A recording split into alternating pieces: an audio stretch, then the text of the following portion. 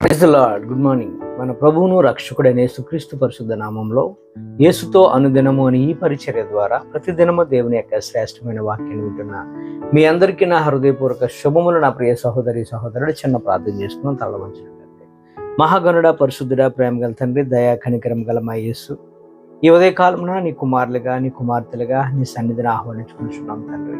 మీరే మాతో మాట్లాడండి, మమ్మల్ని బలపరచండి. మాకు కావాల్సిన ప్రతి అవసరతలో నీవే మాతో ఉండమని ప్రార్థిస్తున్నాం తండ్రి. ఈ మాటలు ఉంటున్న ప్రతి ఒక్కరిని పేరు పేరుని మీరే దీవించండి అయ్యా. ఈరోజు ఎవరైతే పుట్టినరోజులు వివాహ దినోత్సవాలు జరుపుకుంటున్నారో ప్రభా, ఇప్పుడే నీ బిడలను నీ దయగల హస్తాలతో దీవించి ఆశీర్వదించండి అయ్యా. ఎవరైతే రోగులై ఉన్నారో ఇప్పుడే వారిని స్వస్థపరచండి యేసు. నేను ఎవరైతే ప్రయాణాలు ఉన్నారో వారి ప్రయాణములన్నింటినీ సుఖవంతం చేయండి అయ్యా. ఎవరైతే ఉద్యోగ ప్రయత్నాలు చేతి పని కొరకు ఎదురు చూస్తున్నారో ప్రభా, వారి చేతి పనులను మీరే ఆశీర్వదించి వారి కుటుంబానికి మేలుకరంగా దీవెనకరంగా మీరే తీర్చిదిద్దండి అయ్యా. ఈ మాటలు వింటున్న ప్రతి ఒక్కరిని పేరు పేరును మీరే బలపరచమని యేసు నామములో ప్రార్థించి వేడుకొనిచున్నామా యెహోవా తండ్రి, ఆమేన్. God bless you. దేవుడు ఈరోజు మనతో మాట్లాడుతున్న మాట ఏంటంటే, మనకు శత్రువులు అనేవారు ఎక్కడి నుంచో రారండి. వారు ఎక్కడ ఉంటారో తెలుసా అండి? మన ప్రక్కనే ఉంటారు. మనం మేలు పొందిన వారే, మన యొక్క క్లోజ్ అసోసియేట్సే మనకు శత్రువులు అయిపోతారు.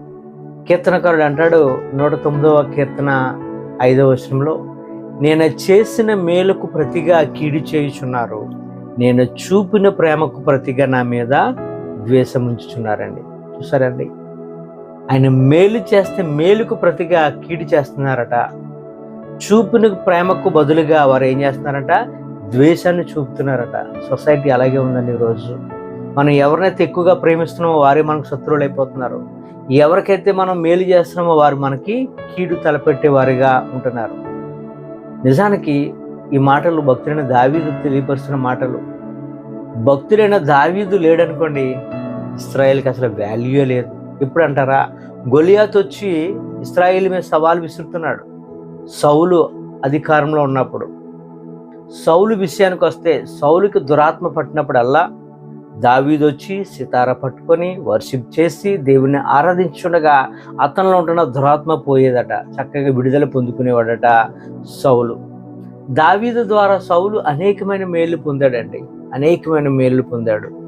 అటువంటి సౌలు దావీదును దేవుడు అభివృద్ధిపరుస్తున్న స్థితిని చూసి దావీదు పట్ల సౌలు విషపు చూపు చూశాడట, ద్వేషించాడట, హృదయంలో ద్వేషించుకున్నాడట. వీడిని ఎలాగైనా సరే చంపేయాలని హృదయంలో ఆలోచన కలిగి ఉన్నాడట. దావీదుకు సౌలు వెరీ క్లోజ్, ప్రక్కనే ఉన్న వ్యక్తి, అన్నీ తెలిసినవాడు. కానీ అటువంటి వాడే దావీదు పట్ల మరి పగను పెంచుకున్నాడు. ఈ పై వచనంలో ఉంటుంది, 109వ కీర్తన 4వ వచనంలో ఉంటుంది. ఇది కూడా దావీదు మాటనే. నేను చూపిన ప్రేమకు ప్రతిగా వారు నా మీద పగపట్టి ఉన్నారు, అయితే నేను మానక ప్రార్థన చేయించున్నాను. వారు నా మీద ఎంత పగ పెట్టినా, వారు నా మీద ఎంత ద్వేషించుకున్నప్పటికీ కూడా నేను వారిని ద్వేషించట్లేదు. వారి మీద నేను పగకు ప్రతి పగని తీర్చుకోవట్లేదు. కానీ నేను చేస్తున్నది ఏంటంటే, వారి నిమిత్తము ప్రార్థన చేస్తున్నానని దావీదు చక్కని మాటలు మాట్లాడారు. అలాగే చేశాడు. సౌలు దావీదుని చంపేయాలని చూస్తున్న టైంలో దావీదు కొండల్లోనూ అరణ్యాల్లోనూ పారిపోతున్నాడు. సౌలుని చంపలేక కాదు, దావీదు సౌలు పట్ల ఉంటున్న ప్రేమ, సౌలు పట్ల ఉంటున్న భక్తిని చూశాడు, భక్తిని కనుపరిచాడు దావీదు. అంతేకాదు, దేవుని చేత అభిషేకింపబడిన వ్యక్తిని సౌలును ఏమీ చేయలేకపోయాడు. ఒకనొక సమయంలో దావీదును తరుగుతున్న టైంలో సౌలు ఆ దావీదును తరుముతూ అలసిపోయి నిద్రపోయాడు. ఆ టైంలో దావీదు చేతికి సౌలు దొరికాడు. దావీదు దగ్గర ఉన్న వ్యక్తి అంటాడు, దావీదా, నువ్వు ఒక్క మాట సెలవివ్వు, ఇతను తల తీసుకొస్తానంటే అతన్ని గద్దిస్తాడు దావీదు. దేవుని చేత అభిషేకింపబడిన వాడిని మనం ముట్టకూడదని. ఈ మాటలు మనం 1 సమూయేలు గ్రంథం 24వ అధ్యాయము 10వ వచనం నుంచి 12వ వచనం వరకు చదవండి. చాలా క్లియర్గా మనం అక్కడ చూస్తుంది. నిన్ను నా చేతికి దేవుడు అప్పగించాడని దావీదు మాట్లాడుతున్న సౌలుతో. నిన్ను నా చేతికి అప్పగించాడు, కొందరు నిన్ను చంపేయమని చెప్పారు, కానీ నేను కనికరించాను నీ పట్ల. ఇతడు యెహోవా చేత అభిషేకింపబడిన వ్యక్తి, అతని జోలికి వెళ్ళొద్దు అని నేను చెప్పాను. నీవు నమ్మవని నేను ఏం చేశానో తెలుసా? నువ్వు పడుకున్నప్పుడు నీ వస్త్రపు చెంగును చివరి ముక్కను కోసుకొచ్చిన ఇదిగో చూడు కావాలంటే అని చూపించాడు. నా వలన నీకు ఎటువంటి కీడు రాదు, ఎంత మాత్రం రాదు. నేను ఏ తప్పిదము చేయలేదు, ఏ పాపము చేయవాడినైనా నన్ను నువ్వు చంపాలని చూస్తున్నావు. నీకు నాకు యెహోవాయే న్యాయము తీర్చునని ఎంతో చక్కటి మాటలో దావీదు మాట్లాడతాడు. అప్పుడు సౌలు అంటాడు, నా కుమారుడా దావీదా అంటాడు. మరలా దావీదుని చంపాలని ప్రయత్నం చేస్తూనే ఉంటాడు. చూడండి, మేలుకే వెళ్తే దావీదుకి ఎంత కీడును సంభవించాడు చూడండి. తిరుగుబాటు చేశాడు దావీదు పట్ల సౌలు. ప్రస్తుతం సొసైటీ కూడా దీనికన్నా దారుణంగా ఉన్నారని పరిస్థితులు. ఎవరికైనా ఏదైనా హెల్ప్ చేయాలన్నా, ఎవరికైనా ఏదైనా మేలు చేయాలన్నా భయం పడుతుంది.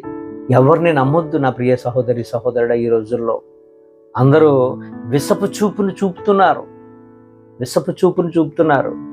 ప్రేమని మాట్లాడుతున్నారు.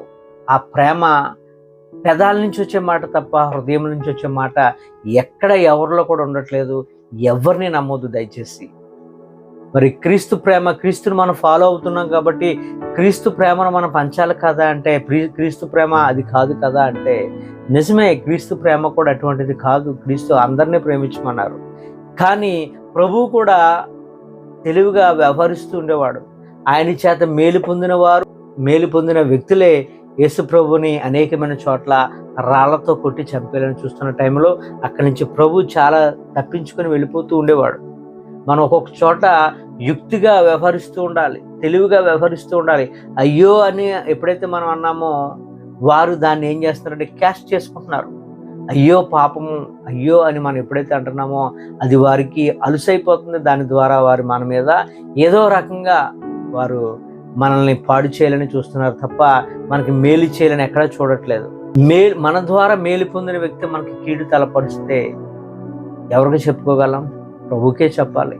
వారి కొరకు మనం ప్రార్థన చేయాలి అంతే తప్ప వారిని మనం టిట్ ఫర్ టాట్ ఎప్పుడు చేయొద్దు దయచేసి. వారి కొరకు మనం ప్రార్థన చేసేలా ఉండాలి. దావీదు అలా ప్రార్థన చేస్తాడు. నన్ను ద్వేషిస్తున్న వారి కొరకు నేను ప్రార్థన చేస్తున్నాను అంటాడు 109వ కీర్తన 4వ వచనంలో. కనుక ఈ మాటలు ఉంటే నా ప్రియ సహోదరి సహోదరుడా, సామెతల గ్రంథము 17వ అధ్యాయం 13వ వచనంలో మేలుకు ప్రతిగా కీడు చేయు అని ఇంట నుండి కీడు తొలగిపోదట. ఎవడైతే మేలు పొందుకొని మేలు చేసిన వ్యక్తికి కీడు తలపోస్తాడు చూసారా, వాడి ఇంట నుండి ఏముంటుందంటే కీడుతో నింపబడి ఉంటాడట. అసలు అతని జీవితంలో ఎప్పుడు కూడా ఆశీర్వాదం అనేది ఎప్పుడు ఉండదు. సౌలు జీవితంలో అలాగే జరిగింది. చెడ్డ హృదయంతో ఉన్నాడు దావీదు పట్ల. కనుక అటువంటి కీడుతో ఉన్న వ్యక్తి జీవితంలో ఆ కీడు ద్వారానే తన కుటుంబం అంతా కూడా చనిపోయినట్లుగా మనం చూస్తాం. ఈ మాటలు ఉంటాడు నా ప్రియ సహోదరి సహోదరుడా. మనము ఈ మాటల నుంచి మనం ఏమి నేర్చుకోవాలంటే, మనకు సహాయం చేసిన వ్యక్తి కొరకు మనం నిత్యము ప్రార్థన చేయాలి. ఎవరి ద్వారా అయితే మనం మేలు పొందామో ఒక్కసారి జ్ఞాపకం చేసుకుందాం. ఏదో రూపంలో ఎవరి ద్వారానే మనం మేలు పొందిన వాళ్ళమే కదా. ఏదో ఒక వ్యక్తి మనకు సలహా ఇచ్చి ఉండొచ్చు, ఒక వ్యక్తి మంచి మనకు హెల్ప్ చేయొచ్చు ఆర్థికంగా, లేదంటే ఇంకా రకరకాలుగా మనకు హెల్ప్ చేయొచ్చు. ఎవరో ఒకరు, కొంతమంది మన బంధువుల్లో, స్నేహితుల్లో, ఎవరో ఒకరు, దైవ సేవకుల్లో. వారిని మనం ఎన్నడూ మర్చిపోవద్దండి. మన ప్రతి ప్రార్థనలో వారిని జ్ఞాపకం పెట్టుకోవాలి. వారిచ్చిన సలహా మేర ఈ రోజు నేను ఎలా ఉన్నా, నా ప్రభు నన్ను ఆశీర్వదించాడు, ఆ వ్యక్తి ద్వారా దేవుడు నాతో మాట్లాడాడని వారిని మనం జ్ఞాపకం పెట్టుకోవాలి.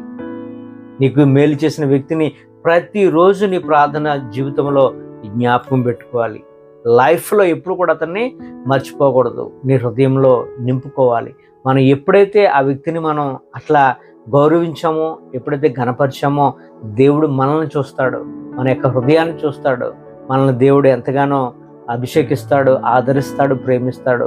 మనం ఎప్పుడు కూడా మేలుకి కీడు ఎవరికి తలపెట్టొద్దు. దానివల్ల మనం చేస్తే కీడుతో నింపబడిపోతాం. సామెతల గ్రంథము 17:13 వచనం ప్రకారంగా కీడు ఆ ఇంటి నుంచి పోదట. దాని ద్వారా మనం ఏమి అనుభవిస్తాం? కీడుతో ఉంటే అంత శాపం వస్తుంది. కనుక శాపంలో మనం ఉండేవాళ్ళం కాదు, వెలుగులో నడిచే వాళ్ళము, క్రీస్తు బిడ్డలము, క్రీస్తు వెలుగు సంబంధి. కనుక ఈ మాటలు వింటున్న నా ప్రియ సహోదరి సహోదరుడా, ఎవరికి కీడు తలపెట్టద్దు. ఒకవేళ ఇప్పటి వరకు ఎవరికైనా కీడు తలపెట్టాలనే ఆలోచన ఉందా, లేదా కీడు తలపెడుతున్నావా? ఇప్పుడే వాటన్నిటిని విరమించుకో, ప్రభువుకి దాసునిగా జీవించు, క్రీస్తు ప్రేమతో నింపబడు. ఈ కొద్ది మాటలు దేవుడు మనందరి జీవితంలో నెరవేర్చును గాక. ఆమేన్. God bless you.